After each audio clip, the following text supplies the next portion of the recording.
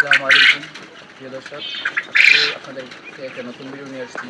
কীভাবে অল্প খরচে আপনার ফার্মে আপনি নিজেরাই তৈরি করতে পারেন একটা অটো ড্রিঙ্কার সিস্টেম, যে নিজেরাই দিচ্ছেন একটা ডাম, ওইটা থেকে আমাদের মূলত এই যে সেটআপে পানি সিস্টেম করবো এবং সকালে এক জায়গায় দিয়ে যাবো, সারাদিন আর পানি দেওয়ার কোনো ঝামেলা নেই।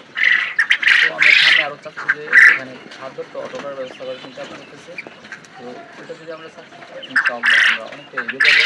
আপনাদের দেখাবো ওইটা কোম্পানি দিয়ে ওরা সম্পূর্ণ একটা অটোমেটিকলি একটা ফার্মিং সেক্টর তৈরি হয়ে যায়। ওইটা আমরা প্রচেষ্টা ইনশাআল্লাহ করবো। আমরা আমাদেরকে সম্পূর্ণ গাইডলাইন দেখাবো কীভাবে করতে হয়। তো শুরু করা যাক ভিডিওটা প্রথম থেকে দেখতেছি।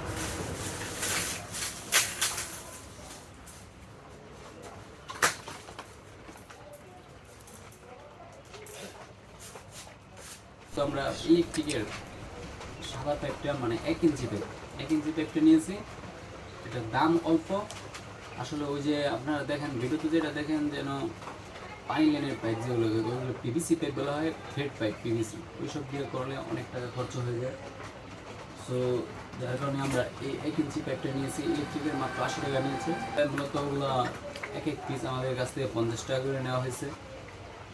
প্রায় আমরা 15 পিস মূলত 15 পিস নিয়ে এসেছি। 15 পিস দিয়ে আমরা মূলত আসলে সবগুলো একটাতে লাগাবো না, এটাতে আমরা 10টা হলে হয়ে যাবে। তো দেখি কতগুলো লাগালে ভালো হয়, তো দেখতে থাকুন। তো প্রথমে আমরা আমাদের একটা তাতাল ছিল, এই তাতাল দিয়ে এটা কানা করতে হবে প্রত্যেকটা জায়গায় এইগুলো ফিটিং করতে গেলে, প্রত্যেকটা ফিটিং করতে গেলে আপনার তাতালের প্রয়োজন। আসলে এই যে প্রথমে এইভাবে লাগাতে হবে, লাগিয়ে নিছি। তো প্রথম আমরা কী করতে হবে, যে আমাদের তাতাল আছে, মতো তাতাল দিয়ে আমরা কানা করবো। এই জায়গায় একটা ছিদ্র আছে, এটা দিয়ে পানি ঢুকে মতো এই জায়গাটা একটা ছিদ্র আছে। তো বিসমিল্লাহির রহমানির রহিম শুরু করছি। তো গাইস, এই যে ছুরি দিয়ে আমি এই যে সাইডগুলো যে বাড়তিগুলো থাকে কানা করার পর ওইগুলো চাষ দিয়েছি, এই যে এখানে ওইগুলো লাগিতেছে।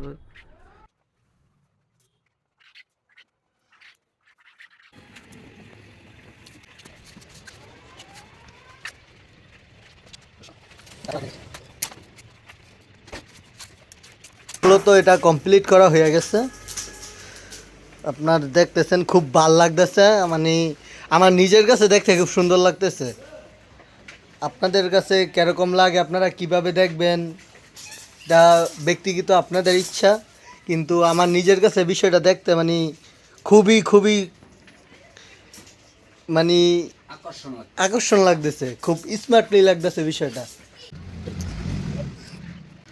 আপনার যে পানির পাত্রগুলো এগুলো বসানো হয়ে গেছে। তো এখন যে কানাটা করা হচ্ছে এটা আপনার মূলত পানির যে পাইপটা, মানে এটা যে পাইপটাতে পানি আসবে, এই যে দেখেন ফিটিং করা হচ্ছে, লাগানো হচ্ছে। তো গাইস, এখন আমাদের পাতালের কাজ শেষ, এখন আমাদের গ্লুগানের কাজ শুরু। তো আমাদের এক পাশ দিয়ে মূলত এটার বন ক্যাপ নাই, মূলত এটার বন ক্যাপ হয় না, কারণ ইলেকট্রিক টাইপের তো এতে সকেট হয়, এলবো হয়, কিন্তু বন ক্যাপটা হয় না। তো এর জন্য আমরা কি করছি, এই যে দেখতেছেন একটা বোতলের মুখা, এই যে 7 আপের মুখটা, মানে বোতলের মুখা, এটা আমরা মূলত এই জায়গায় সুন্দর করে বসে দিব ওই গ্লুগান দিয়ে সুন্দর করে। তো আমাদের গ্লুগানটা হিটিংয়ে দিছি, এখন হিট হলে আমরা মূলত সুন্দর করে এটাকে লাগাই দিব। যে আরেক পাশে যে জায়গাটা দিচ্ছেন দেখছেন সেম ওইটা, তো দুই পাশে আমরা এইভাবে এইটা সেট করে দিব। তো গাইস, এই যে দেখতেছেন আমাদের গ্লুগান দিয়ে যে পাইপটা যে কানেকশন করছি, যে ট্যাঙ্কি থেকে পানি নিব বা ডাম থেকে পানিটা নিব, ওইটার লাইন কানেকশন দেওয়ার জন্য এটা এই যে গোড়ায় কানা করে নিছি। কানা করার কারণটা হলো আমাদের ওই সিস্টেম নাই, কারণ ইলেকট্রিক পাইপের তেমন কোনো ফিটিংস থাকে না, যার কারণে এটা কানেকশন দিতে কোনো সুযোগ সুবিধা নাই। এই জন্য আমরা এইভাবে আমরা দিতেছি খুব সহজে, এতে কোনো খরচও কম, সব দিক দিয়ে সুযোগ সুবিধা ভালো। তো এই যে আমাদের গ্লুগান দিয়ে সুন্দর করে আঠা দিয়ে আটকাই দিব।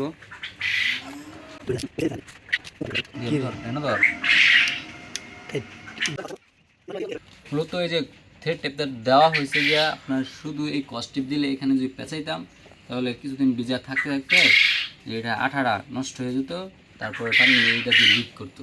যার কারণে এটার উপর আমরা থ্রেড টেপ পেঁচায় তারপর আমরা কস্টিপটা দিতেছি, যাতে এটার মধ্যে এই কস্টিপটার মধ্যে যেন পানি না লাগে বা পানির স্পর্শ না হয়। কারণ পানি এটা লাগলে অবশ্যই কস্টিপ আপনার লিকেজ হওয়ার সম্ভাবনা থাকে 100%। এই জন্য আমরা কস্টিপ এর আগে থ্রেড টেপ দিয়ে নিয়েছি। সো ফাইনালি আমাদের কাজ শেষ। কাজটা রেডি হয়ে গেছে, যে ড্রিঙ্কারের কাজ। মূলত এই যে এখানে আমরা 10টা ড্রিঙ্কার দিয়ে দিছি, আরও 5টা আছে আমাদের। 5টা ভবিষ্যতে আমরা যখন বাড়াবো ওই সময় ওর সাথে অ্যাড করবো, কারণ এখানে 10টার উপর দেওয়ার জায়গা নেই, একটু ফাঁকা ফাঁকা করে দিতে হয় যেন পাখিগুলো সুন্দর করে পানিগুলো খাইতে পারে। তো দেখতে থাকুন আমাদের সাথে, যে এখন আমরা এটা ফিটিং করতে যাব। এই যে আমাদের পাখি এখানে, তো দেখেন কীভাবে পাখিগুলো এটা দেখে প্রথমে ভয় পায়, কারণ এটা তো কখনো দেখে নাই আগে, যার কারণে এটা ওইখানে নিয়ে আসায় দেখেন এদের রিয়াকশনটা কেমন হয়।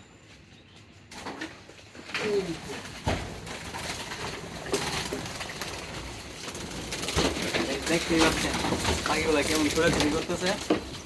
আসলে গাইস এটা নতুন কিছু, তো পাখিগুলো খুব ভয় পেয়েছে।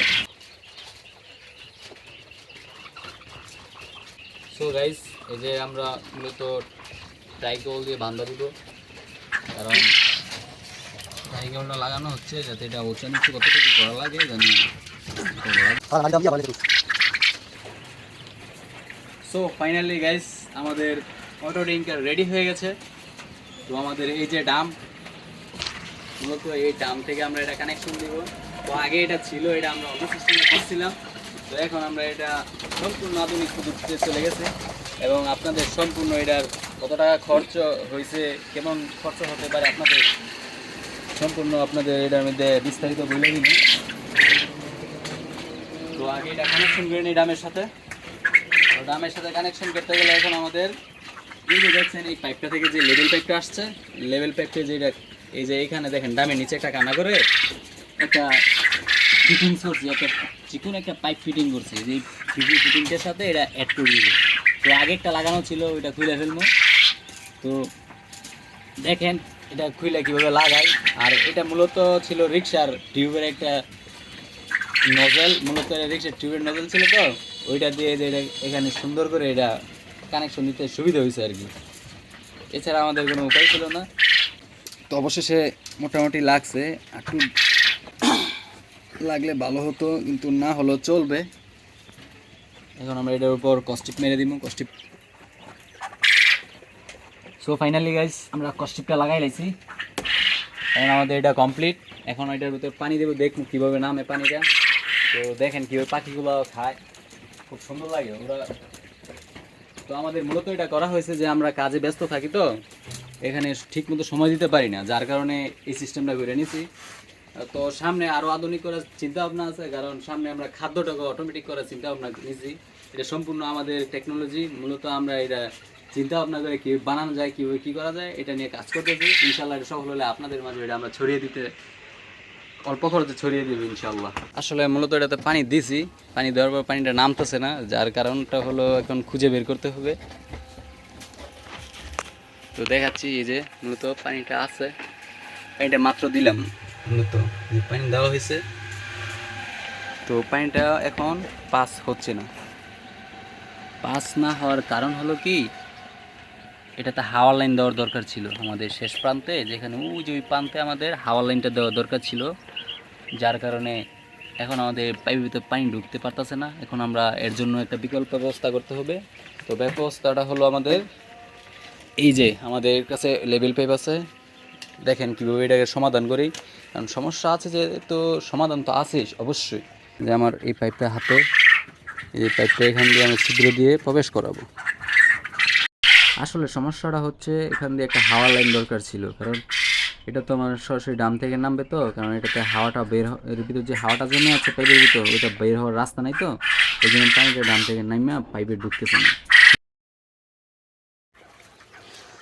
সো ফাইনালি গাইস আমাদের জিনিসটা ওকে হয়ে গেছে। এই যে এখানে পাইপের ভিতর পানি ভরপুর হয়ে গেছে, ভরপুর হয়ে এই যে এটার গোড়া দিয়ে লিক করতেছে, কারণ এটাতে আঠা দেওয়া হয় না, কারণ আমাদের গ্লুগান শেষ হয়ে গেছে।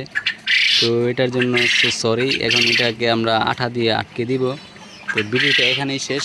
আমাদের জন্য দোয়া করবেন, আমাদের পাখি আমাদের খামার যেন আরও দ্রুত সম্ভব বড় পরিসরে করার জন্য আমাদের ইচ্ছা আছে। দোয়া করবেন যেন আমরা অতি দ্রুত এগিয়ে যেতে পারি।